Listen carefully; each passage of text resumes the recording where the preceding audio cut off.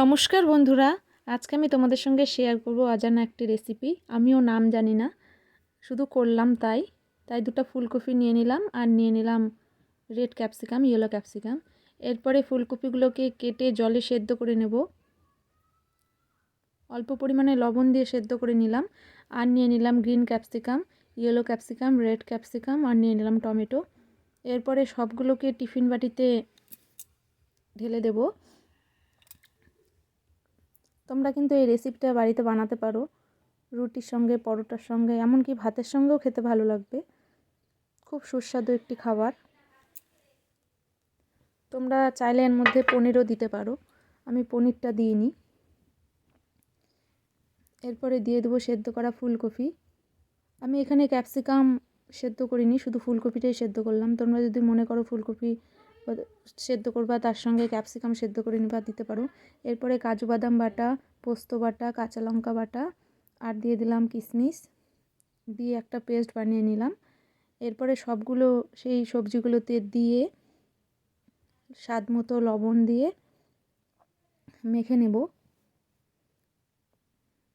আর দিয়ে দেব পরিমাণ মতো হলুদ, আর দিয়ে দেব সর্ষের তেল, আর গোটা কাঁচা লঙ্কা দিয়ে এবার ভালো করে হাত দিয়ে মেখে নেব। মেখে নেওয়ার পরে একটা টিফিন বাটিতে ঢেলে এবার ঢাকনা আটকে দেব। ঢাকনা আটকে দেওয়ার পরে একটা কড়াই বসিয়ে দেব। কড়াইয়ে জল দিয়ে এবার একটা স্ট্যান্ড দিয়ে তার উপরে টিফিন বাটিটা বসাবো। একদম কিন্তু মিডিয়াম ফ্লেমে রান্নাটা করতে হবে। 15 থেকে 20 মিনিট টাইম লাগে হতে। এরপরে 20 মিনিট পরে ঢাকাটা তুলে নেব। দিয়ে এবার টিফিন বাটিটা নামিয়ে ঢাকনাটা খুলে দেখব কেমন হয়েছে। দেখো সব সবজিগুলো, গ্রেভিটা কত ভালো হয়েছে। তোমরা কিন্তু এইভাবে করতে পারো।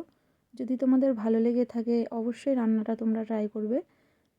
আর যদি তোমরা নতুন হয়ে থাকো চ্যানেলটা সাবস্ক্রাইব করে দেবে আর একটা লাইক করে দেবে। আজকের জন্য এই পর্যন্ত। সবাই সুস্থ থাকবে, ভালো থাকবে।